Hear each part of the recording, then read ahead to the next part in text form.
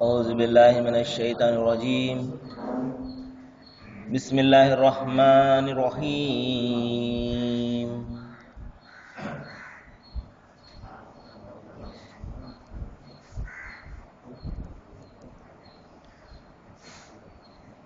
إن الصفا والمروة من شعائر الله فمن حج البيت أو اعتمر فلا جناح عليه أن يطوف بهما ومن تطوع خير فإن الله شاكر عليم. صدق الله العظيم. అనంత కరుణామయుడు, అపార కృపాశీలుడు, పాలకుడు, పోషకుడు, సర్వలోక ప్రభు అయిన అల్లాహ్ శుభనామంతో ప్రారంభిస్తున్నాను. సోదరులారా, సోదరిమణులారా, అయ్యలారా, అమ్మలారా, అస్సలాము అలైకుం రహమతుల్లాహి వబరకాతు. సర్వలోక ప్రభు అయిన అల్లాహ్ మనందరి జీవితాలలో శాంతి శుభాలను కురిపించునుగాక. ఆమీన్.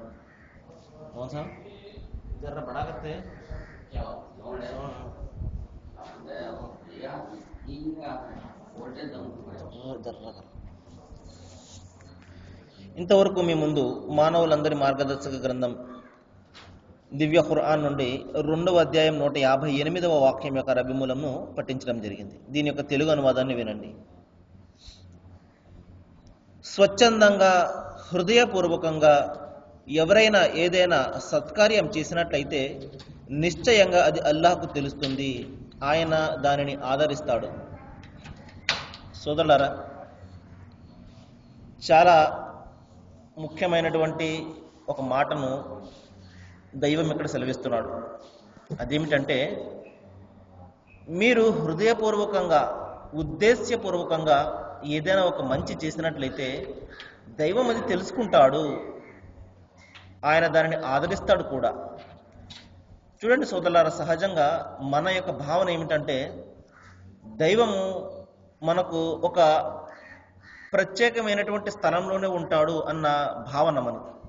ఏ మస్జిద్లోనో, లేకపోతే ఏ గుడిలోనో, లేకపోతే చర్చిలోనే దైవం ఉంటాడు అన్న ఆలోచన ఇప్పుడు కూడా మనలో ఉంటుంటుంది.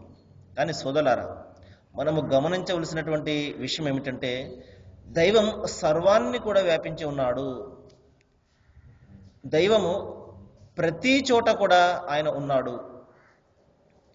మరి ఈ విశ్వమంతా కూడా మరి ఆయన యొక్క అధికారంతో, ఆయన జ్ఞానంతో, ఆయన శక్తి సామర్థ్యాలతోటి వ్యాపించి ఉన్నది. అయితే ఇక్కడ దైవం చెప్తున్నాడు, మీరు ఉద్దేశపూర్వకంగా మంచి మనస్సుతోటి, మంచి సంకల్పంతో మీరు ఏ మంచి చేసినా దానిని దైవం తెలుసుకుంటాడు. రండి సోదరులారా, ఈ విధంగా మనము అంతిమ గ్రంథం ఖురాన్ యొక్క వెలుగులో దైవం మనకు ఎంత దగ్గరగా ఉన్నాడు అన్న విషయాన్ని గురించి మనం ఈ రోజున కొన్ని విషయాలు పరిశీలిద్దాము. అంతిమ గ్రంథం ఖురాన్లో సృష్టికర్త అయినటువంటి అల్లాహ్ దైవము ఈ విధంగా తెలియజేస్తున్నాడు, నేను మీకు అత్యంత సమీపంలో ఉన్నాను అని తెలియజేస్తున్నాడు. మనం ఏం భావిస్తున్నాము, మరి ఒక చోట మాత్రమే దైవం ఉంటాడు, బయట మన ఇష్టం వచ్చినట్టు జీవితం గడపవచ్చు అని మనం భావిస్తున్నాము. కానీ దైవం అంటున్నాడు, నేను మీకు అత్యంత సమీపంలో ఉన్నాను. వైజా సఅలక ఇబాది అన్ని, ఓ ప్రవక్త, ఒకవేళ నా దాసులు నేను ఎక్కడ ఉన్నాను అని మిమ్మల్ని అడిగినట్లయితే మీరు ఈ విధంగా చెప్పండి, ఫఇన్నీ ఖరీబు, నేను చాలా దగ్గరగా ఉన్నాను. ఎంత దగ్గర అంటే, ఉజీబు దఅవతక దఐ ఇజా దఅని, ఎవరైతే నన్ను పిలుస్తారో నేను అతని పిలుపుని వింటాను, ఆ పిలుపుకు సమాధానాన్ని కూడా పలుకుతాను. అంత దగ్గరగా ఉన్నాను నేను. మన మనసులో మెదిలే ఊహలను సైతము దైవం తెలుసుకుంటాడు. కాబట్టి అత్యంత దగ్గరలో ఉన్నాడు దైవం మనకు. మనం ఎక్కడున్నా కూడా, కేవలము ఆరాధనాలయంలోనే కాదు, బయట మనము ఏమి చేస్తున్నా, ఎక్కడ ఉన్నా, మరి ఎటువంటి పరిస్థితిలో ఉన్నప్పటికీ కూడా దైవము మన వెంట ఉన్నాడు. ఈ యొక్క ఆలోచన అనుక్షణం కూడా మన మనసులో ఉండినట్లయితే మనిషి నుండి ఏ తప్పు కూడా జరగదు సోదరులారా. మరి మరొక సందర్భంలో దైవం ఈ విధంగా తెలియజేస్తున్నాడు, నేను మనిషిని సృష్టించాను, అతని మనసులో మెదిలను సైతం ఎరుగుదును. మనం అనుకుంటుంటాం మనసులో, పలానా వాడికి మంచి చేద్దామనో లేకపోతే చెడు చేద్దామనో. మరి అటువంటి ఊహలను సైతం ఇంకా ఆ ఊహ మనము ఇంకా బయట పెట్టమది, ఇంకా ఆచరణలో పెట్టము. అయినప్పటికీ కూడా దైవము ఆ ఊహలను కూడా తెలుసుకుంటాడు. చెప్తున్నాడు, నహను అఖ్రబు ఇలేహి మిన్ హబలిల్ వరీద్, నేను మీకు ఎంత దగ్గరగా ఉన్నాను అంటే మీ కంఠనాళానికంటే కూడా దగ్గరగా ఉన్నాను. కంఠనాళం మనిషికి ఎంత దగ్గరగా ఉంటుందండి? దైవం చెప్తున్నాడు, దానికంటే కూడా నేను మీకు దగ్గరగా ఉన్నాను. మరి మరొక సందర్భంలో దైవం చెప్తున్నాడు, మీరు ఒంటరి అని భావిస్తున్నారేమో, మీరు మీ చుట్టూ ఎవరు కనిపించడం లేదు కదా అని భావిస్తున్నారు. ఎందుకంటే సహజంగా మనిషికి ఏదైతే ముందు కనబడుతూ ఉంటుందో తన కళ్ళ ముందు, దానిని నమ్ముతుంటాడు. కాబట్టి మన చుట్టూ ఎవరు కూడా లేరు, దైవదూతలు మనకు కనబడరు కదా, అందుకనే ఎవరు లేరు అని భావిస్తుంటాడు. ఒంటరిగా నేరం చేస్తున్నప్పుడు నన్ను ఎవరు చూడడం లేదు కదా అని చెప్పేసి అతను పొరబడుతుంటాడు. కానీ దైవం ఈ విధంగా చెప్తున్నాడు, లహుము అఖ్వాతు మిన్ బైని యదేహి వమా ఖల్ఫిహి యహ్ఫజూనహు మిన్ అమరిల్లా, నేను ప్రతి మనిషి ముందు వెనుక నేను దైవదూతలను నియమించి ఉంచాను. మరి మీరు చేసే ప్రతి పని వారికి తెలుసు, మీరు చేసే ప్రతి పనిని కూడా వారు నమోదు చేస్తున్నారు. మరి దైవం యొక్క ఆజ్ఞానుసారము మిమ్మల్ని వారు పరీక్షిస్తున్నారు, పరిశీలిస్తున్నారు అని చెప్పేసి దైవం చెప్తున్నాడు. కాబట్టి మనిషి భావిస్తున్నాడు, నన్ను ఎవరు చూడడం లేదు కదా అని. ఒకడు దైవం చూస్తున్నాడు. మరి తర్వాత మన యొక్క కర్మలను నమోదు చేసే ఏర్పాట్లను దైవం ఏ విధంగా చేశాడు అంటే, మరి మన కుడి ఎడమ మరి ఇద్దరు దైవదూతులు మనము చేసే ప్రతి పనిని కూడా నమోదు చేస్తున్నారు. కుడివైపున ఉండే దైవదూత మనము చేసే మంచి పని ప్రతీది కూడా నమోదు చేస్తున్నాడు. మరి ఎడమ వైపున ఉన్నటువంటి దైవదూత మరి మనము చేసే ప్రతి చెడ్డ పనిని కూడా నమోదు చేస్తున్నాడు. మరి అంతేకాదు సోదరులారా, కల్లా బల్ల తుకజ్జిబున బిద్దీన్, ఓ ప్రజలారా, మీరు శిక్ష బహుమానం లేవని తిరస్కరిస్తున్నారు, స్వర్గం నరకం లేదని మీరు తిరస్కరిస్తున్నారు. కానీ ఇన్న అలేకుమ్ల హాఫిజీన్, నేను మిమ్మల్ని అనుక్షణం కనిపెట్టి ఉండే దైవదూతను నియమించి ఉంచాను. ఎవరు ఏ మాత్రం కూడా తప్పించుకోలేరు. ఎందుకంటే సోదరులారా, మరి ప్రళయంలో మరి తీర్పు దినాన్న మనిషి వాదించవచ్చు, నేను ఆ విధంగా చేయలేదు దేవుడా, నేను చాలా మంచివాడిని అని. ఏ విధంగా అయితే మనిషి ఈ ప్రపంచంలో అబద్ధాలు పలికి మరి తన యొక్క పనిని నెరవేర్చుకుంటూ ఉంటాడో, ప్రళయ దినాన్న కూడా దైవం వద్ద తీర్పు దినాన అబద్ధం పలికి మరి తప్పించుకోవాలని ప్రయత్నం చేస్తాడు. నేను చాలా మంచివాడిని దేవుడా, నేను ఏ విధమైన తప్పు చేయలేదు అని. అప్పుడు దైవము మన కర్మల చిట్టాను మరి కళ్ళ ముందు ఉంచుతాడు. అందులో మనము చేసే ప్రతి పని నమోదై ఉంటుంది. అదే విషయాన్ని చెప్తున్నాడు, మా యల్ఫిజు మిన్ ఖౌలి ఇల్లా లదైహి రఖీబున్ అదీద్, మీరు చేసే పనులు మాత్రమే కాదు, మీరు పలికే ప్రతి మాటను కూడా నేను నమోదు చేస్తున్నాను అంటున్నాడు. చూడండి సోదరులారా, మనిషి పలికే ప్రతి మాట కూడా నమోదవుతుంటే మనము ఏ పరిస్థితుల్లో తప్పించుకోగలం ఒకసారి ఆలోచించండి. మరి రకరకాలైనటువంటి మరి దుర్భాషలు మనము ఈ నోటి నుండి మనము మాట్లాడుతూ ఉంటాము. మరి ఒకటికి బాధ కలిగిస్తూ ఉంటాము, పరోక్షంగా నిందిస్తూ ఉంటాము. మరి దైవం ఇచ్చినటువంటి అమూల్యమైనటువంటి ఈ అమానతను మనము దుర్వినియోగపరుస్తూ ఉంటాము. అందుకని ప్రవక్త ముహమ్మద్ సల్లల్లాహు అలైహి వసల్లం వారు చెప్పారు, మనిషికి స్వర్గమైన నరకమైన అతని నాలుక తీసుకువెళ్తుందన్నారు. మన పెద్దలు కూడా చెప్తారు, నోరు మంచిదైతే ఊరు మంచిదవుతుందని. కాబట్టి ఈ నాలుక అనేది మనము సక్రమంగా వినియోగించినట్లయితే స్వర్గానికి పోయే మార్గంలో అది తయారవుతుంది. లేదు ఇష్టం వచ్చినట్లు మనము దాన్ని వినియోగించినట్లయితే అబద్ధం పలికి మరి ఎవరినైనా దుర్భాషలాడి మరి ఈ విధంగా మనము చేసినట్లయితే ఈ నాలుకతోటి అది మనను నరకానికి కూడా తీసుకెళ్తుంది సోదరులారా. అందుకు ప్రవక్త వారు చెప్పారు, మీరు 2 విషయాల గురించి మీరు గ్యారంటీ ఇచ్చినట్లయితే నేను స్వర్గం గురించి మీకు గ్యారంటీ ఇస్తానన్నారు. శిష్యులు అడిగారు, ఆ ప్రవక్త 2 విషయాలు ఏమిటండి అని. మరి 2 దవడల మధ్య ఉండే ఈ నాలుక, మరి 2 తొడల మధ్య ఉండే మీ రహస్య అవయవము. ఎందుకంటే మనిషి తప్పు చేసేది దాంతోనే కాబట్టి.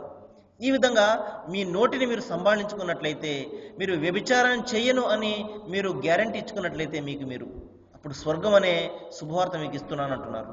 కాబట్టి మనిషిని స్వర్గం నుండి దూరం చేసేది ఏమిటంటే అతని నాలుక, మరి అతని యొక్క క్యారెక్టర్, అతని రహస్య అవయవము. మనము ఈ 2 విషయంలో చాలా జాగ్రత్తగా ఉండాలి. అదే విషయాన్ని దైవం చెప్తున్నాడు, మీరు పలికే ప్రతి మాటను కూడా నమోదు చేయడం కోసము ఒక పరిశీలకుడు, ఒక దైవదూత అనుక్షణం కూడా సిద్ధంగా ఉన్నాడు. 2 దైవదూతలు మనం చేసే మంచి చెడును నమోదు చేస్తుంటే, మరొక దైవదూత మనము పలికే ప్రతి మాటను కూడా నమోదు చేస్తున్నాడు. ఏమవుతుంది సోదరులారా అటువంటి సందర్భంలో? మరి మరొక సందర్భంలో దైవం ఈ విధంగా తెలియజేస్తున్నాడు. ముగ్గురు దేవదూతలు మాత్రమే కాదు, అల్ యౌమ నక్తిహిం అలా అఫ్వాహిహిం వ తుకల్లిమున ఐదీహిం వ తష్హదు అర్జులుహుం బిమా కాను యక్సిబూన్. మరి ప్రళయ దినాన్న మేము మీ నోళ్లను మూయిస్తాము, అప్పుడు మీరు సంపాదించింది ఏమిటో మీ కాళ్ళు మీ చేతులు సాక్ష్యమిస్తాయి. చూడండి సోదరులారా, మన కాళ్ళు మన చేతులు మనకు వ్యతిరేకంగా దైవం వద్ద సాక్ష్యం చెప్తాయి.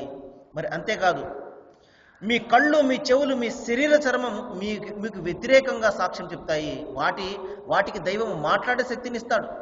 ఆ రోజున మనిషి వాపోతుంటాడు, ప్రపంచంలో ఉన్నప్పుడు నా శరీరంలో ఒక భాగంగా ఉన్నావు నువ్వు, నా కళ్ళు నా చెవులు నా శరీర చరము, ఈ రోజు నాకు వ్యతిరేకంగా ఎందుకు నువ్వు సాక్ష్యం చెప్తున్నావు అని మనిషి తన శరీరాన్ని, తన కళ్ళను, తన చేతులను అడుగుతాడు. అప్పుడు అవి సమాధానం చెప్తాయి. ప్రతి దానికి మాట్లాడే శక్తిని ఇచ్చినటువంటి దైవమే ఈ రోజున మాకు మాట్లాడే శక్తిని ఇచ్చాడు. ఆ రోజు నోరు మూతపడిపోతుంది, నోరు మాట్లాడలేదు. ఆ రోజున అతని శరీర చర్మము, అతని కాళ్ళు, అతని చేతులు, కళ్ళు ఆ రోజున మాట్లాడతాయి.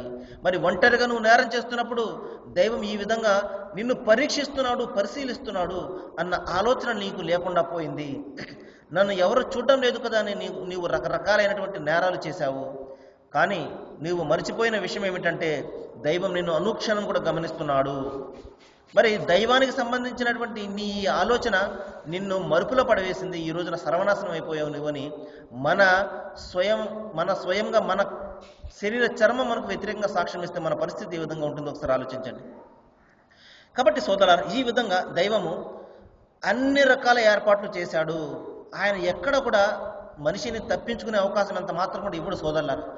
ఈ అవకాశం అంతా కూడా మనిషికి ప్రాణం ఉన్నంతసారి ప్రాణం పోయిందంటే ఇక ఏ మాత్రం కూడా తప్పించుకునే అవకాశం ఉండదు, అతనికి మరొక అవకాశం ఎంత మాత్రం కూడా లభించదు. మరి ఆ రోజున ప్రళయ దినాన్న, తీర్పు దినాన్న దైవము ఆయన నమోదు చేసినటువంటి చిట్ట అంతా కూడా ప్రతి మనిషి మెడలో వేలాడదీస్తాడు.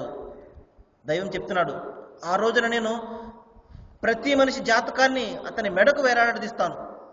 అప్పుడు దైవం విధంగా ఆజ్ఞాపిస్తాడు, ఇక్రా కితాబక కఫా బి నఫ్సికల్ యౌమ అలైక హసీబా. ఓ మనిషి, ఈ రోజున నీ లెక్కను కట్టడానికి నీవే సరిపోతావు.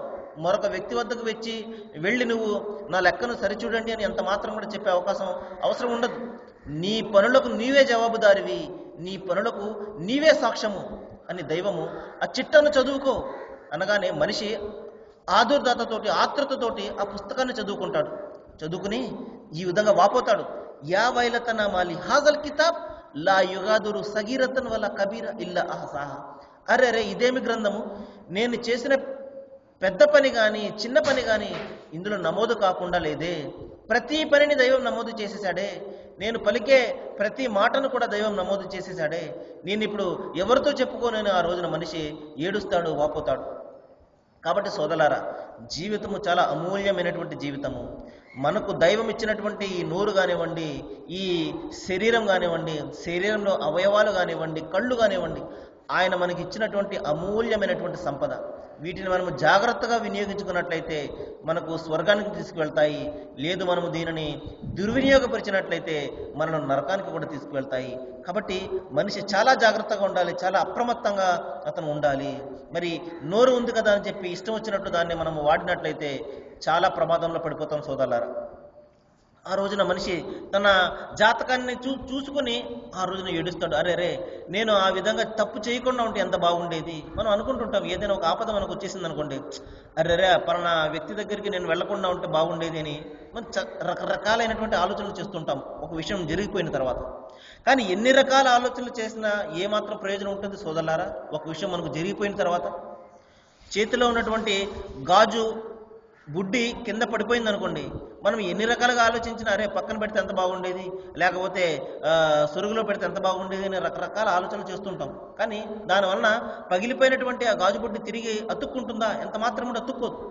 అదేవిధంగా సోదరులారా, మన చేతి నుండి అవకాశం జారిపోతే, మన బొంది నుండి మన ప్రాణం వెళ్ళిపోతే తిరిగి వచ్చే అవకాశం ఎంత మాత్రం కూడా లేదు సోదరులారా. కాబట్టి మనము మేలుకోవాలి, మన హృదయాన్ని మనము విప్పి దైవాన్ని గురించి మనం ఆలోచించాలి. ఆయన పంపినటువంటి గ్రంథాన్ని గురించి మనం ఆలోచించాలి. లేకపోతే సోదరులారా తర్వాత మనం ఎంత బాధపడినా ఏమాత్రం కూడా ప్రయోజనం ఉండదు. మనల్ని ఆదుకునేవాడు ఎవడు కూడా ఉండడు, ఏ వ్యక్తి కూడా ఉండడు. స్వయాన మన భార్య బిడ్డలు కూడా మనకు దూరంగా వెళ్ళిపోతారు ఆ రోజున. కాబట్టి మనము ఏం చేయాలంటే సోదరులారా, దైవము అంతిమ గ్రంథం ఖురాన్లో చెప్తున్నాడు, మీలో ప్రతి ఒక్కరూ మంచితనంలో మించిపోవడానికి ప్రయత్నం చేయండి. మేము ఎందులో మించిపోవడానికి ప్రయత్నం చేస్తుంటాము? ఈ ప్రాపంచిక ఆస్తిపాస్తుల వ్యవహారాల్లో, పేరు ప్రఖ్యాతులను సంపాదించడంలో, పదవులను సంపాదించడంలో ఒకరికి మించి ఒకరు మనము మించిపోవడానికి ప్రయత్నాలు చేస్తూ ఉంటాము. అతను అంత డబ్బు సంపాదించాడు, నేను ఇంకా ఎక్కువ సంపాదించాలి. లేకపోతే అతను ఆ పదవి పొందాడు, నేను ఇంకా ఎక్కువ పదవి పొందాలి. ఈ విధంగా ప్రపంచాన్ని సంపాదించడంలో మనం ఒకరిని మించి ఒకరు పోవడానికి ప్రయత్నాలు చేస్తుంటాము. కానీ దైవం చెప్తున్నాడు, మీరు మంచితనంలో ఒకరిని మించి ఒకరు పోండి. అతను ఒక మంచి చేశాడా, మీరు ఇంకొక మంచి చేయండి. అతను ఒక నిరుపేదను ఆదుకున్నాడా, మీరు ఇద్దరు నిరుపేదలను ఆదుకోండి. ఈ విధంగా మంచితనంలో మీరు ఒకరిని మించి ఒకరు పోవడానికి ప్రయత్నం చేయండి. మీరు ఎక్కడ ఉన్నా కూడా దైవం మిమ్మల్ని కనుక్కుంటాడు. మీ యొక్క ఈ పనికి తప్పనిసరిగా ప్రతిఫలాన్ని ప్రసాదిస్తాడు. ఈ ప్రపంచంలోనే కాదు, ఇంకా పరలోకంలో ఇంకా అనేక రెట్లు పెంచి మీకు తిరిగి ఆయన ప్రసాదిస్తాడు. కాబట్టి సోదరులారా, మనము ఆలోచించవలసినది, ఏ పని చేస్తే దైవానికి ఇష్టమవుతుంది, ఏ పని చేస్తే ఆయన సంతోషిస్తాడు, ఆయన కారుణ్యం మన మీద కురుస్తుంది అనేది మనం ఆలోచించాలి. ప్రజల కోసము లేకపోతే ప్రపంచం కోసము మనం ఎంత మాత్రం కూడా ఆలోచించకూడదు సోదరులారా. కాబట్టి దైవానికి ఆగ్రహం కలిగించే ఒకే ఒక పని నుండి మనం దూరంగా ఉండాలి. అదేమిటంటే, భూమి మీద ఎవరికి మనము దేవుని యొక్క స్థానాన్ని ఇవ్వకూడదు. ఏ మానవునికి దేవుని యొక్క స్థానాన్ని ఇవ్వకూడదు. ఆ మానవుడు మనకు ఎంతగా నచ్చినా, మనము ఆయన పట్ల ఎంతగా మనము ఆప్యాయతను మనము కనబరిచినా, ఆయన కోసం మనం ప్రాణాలను ధారపోసేంత ప్రేమ మన మనసులో ఉన్నప్పటికీ కూడా దైవం యొక్క స్థానాన్ని ఎవరికి కూడా ఇవ్వకూడదు సోదరులారా. ఈ యొక్క తప్పు నుండి అనుక్షణం కూడా మనము బయటపడే ప్రయత్నం ఎప్పుడు కూడా చేయాలి. ఏ మనిషిని, ఏ ప్రవక్తను, ఎవరిని కూడా మనము దేవుని యొక్క స్థానాన్ని ఇవ్వకూడదు. దేవుని స్థానం ఎవరికి ఇచ్చేది కాదు. ఆయన తన స్థానంలో పవిత్రంగా ఉన్నాడు. ఆయనకు రావాల్సినటువంటి స్తోత్రము, స్తుతి, ఘనత, మొక్కుబడులు, ప్రార్థనలు, పూజలు ఆయన ఒక్కనికి మాత్రమే చేయాలి. ఆయనకు ఏ స్వరూపాన్ని, ఏ ఆకారాన్ని మనము కల్పించకూడదు. ఈ యొక్క తప్పు నుండి మనం ముందు బయటపడాలి. ఎందుకంటే దైవం క్షమించినటువంటి పాపం ఏదైనా ఉందంటే అది ఇదే.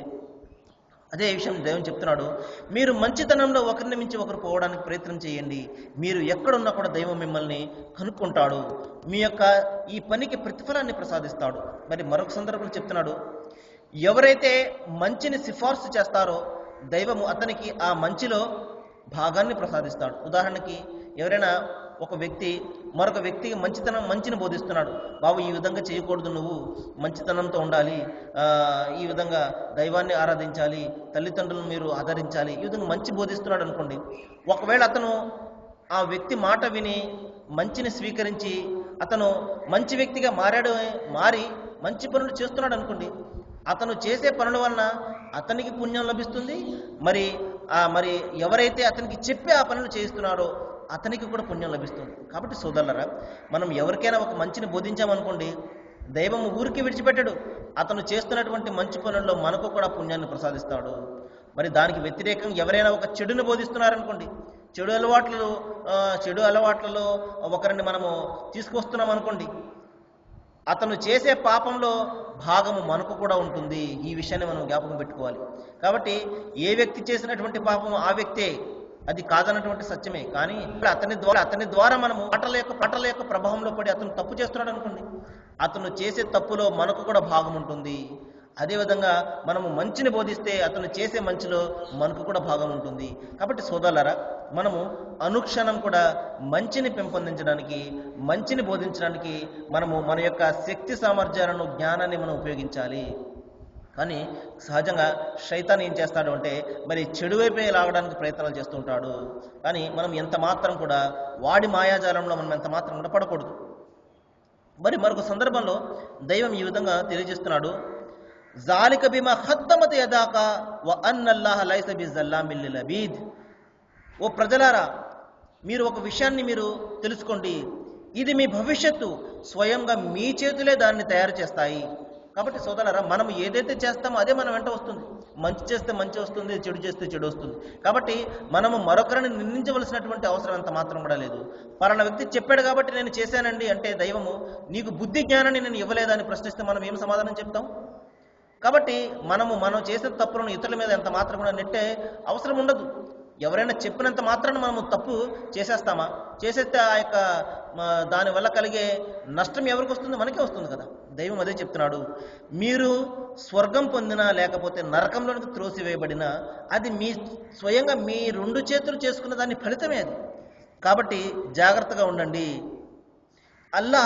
దైవం ఎవరికి అన్యాయం చేసేవాడు కాదు. మంచి చేస్తే చెడు ఇవ్వడము, లేకపోతే చెడు చేస్తే మంచి ఇవ్వడము. ఆయనకు ఏ మాత్రం కూడా పక్షపాత బుద్ధి ఉండదు సోదరులారా. మనుషులకు ఉంటుంది పక్షపాత బుద్ధి, కానీ దైవానికి మరి అందరిని సమానంగా ఆయన పుట్టించాడు.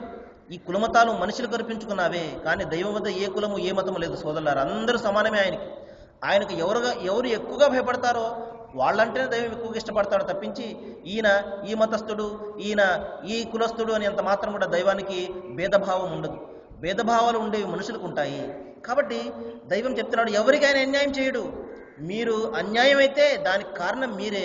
మీ 2 చేతులు స్వయంగా సంపాదించిన దాని ఫలితమే మీరు అనుభవిస్తారు అని చెప్పేసి దైవం హెచ్చరిస్తున్నాడు. మరి చివరిగా ఇంకొక మాట ఏంటంటే, దైవము ఈ విధంగా ఒక భరోసా ఇస్తున్నాడు. మీరు ఒక మంచి పనిని చేసినట్లయితే మీ సంకల్పాన్ని బట్టి, ఆ సంకల్పం యొక్క పరిపూర్ణత పవిత్రతను బట్టి నేను 1 నుండి 700 రెట్లు పుణ్యాన్ని ప్రసాదిస్తానంటున్నాడు. ఎవరైనా ఒక మంచి పని చేస్తే దైవము ఒక పుణ్యమే కాదు సోదరులారా, 700 రెట్లు దాన్ని పెంచి మనకిస్తాడు. మనము చేసే పని యొక్క సంకల్పము ఎంత పవిత్రంగా ఉంటే, కేవలము దైవం కోసము ఉన్నట్లయితే నిశ్చయంగా దైవము మనం ఒక పుణ్యం చేస్తే, మనం ఒక మంచి చేస్తే ఒక పుణ్యం కాదు 700 రెట్లు పెంచి మనకు దానికి తిరిగి ఇస్తాడు. అంత కరుణామయుడు దేవుడు. అయితే అది దేని మీద ఆధారపడి ఉంటుందంటే, మనము చేసే పని యొక్క సంకల్పం యొక్క పవిత్రత మీద ఆధారపడి ఉంటుంది. ఆ సంకల్పం యొక్క శుద్ధి మీద ఆధారపడి ఉంటుంది అది. కాబట్టి సోదరులారా, నేను దైవాన్ని ప్రార్థిస్తున్నాను. మరి చక్కటి విషయాలు మన ముందుకు వచ్చాయి. ఈ రోజున మనము మాట్లాడుకున్నటువంటి అంశం యొక్క క్లుప్తంగా వివరణ ఏంటంటే, మనము ఏ మంచి చేసినప్పటికీ కూడా దైవం దాన్ని తెలుసుకుంటాడు. మరి కేవలము మనము ఆ దైవం యొక్క ప్రీతి కోసము, ఆయన యొక్క కారుణ్యం కోసము మనము పనిచేయవలసి ఉంటుంది. ప్రజల కోసము లేకపోతే ప్రపంచం కోసము ఎంత మాత్రం కూడా పనిచేయకూడదు. మనము ఏ మంచి చేసినా దైవం మరిన్ని రెట్లు దాన్ని పెంచి మనకు తిరిగి ఇవ్వడం జరుగుతుంది. అంతేకాకుండా మనకు మంచి అయినా చెడు అయినది మనము స్వయంగా మన చేతులతో చేసుకున్న దాని ఫలితమే. దైవాన్ని నేను ప్రార్థిస్తున్నాను సోదరులారా, ఏ విషయాలైతే మనం ఇక్కడ వింటున్నామో వీటి మీద మనం బాగా ఆలోచన చేయాలని, ఆచరించాలని, దైవం మీకు నాకు మనందరికీ కూడా మంచి చేయాలని, అందరికీ కూడా శాంతి సౌభాగ్యాలను ప్రసాదించాలని నేను మనస్ఫూర్తిగా వేడుకుంటూ ముగిస్తున్నాను. వాఖిరు దవానా అనిల్ హమ్దులిల్లాహి రబ్బిల్ ఆలమీన్. అస్సలాము అలైకుం.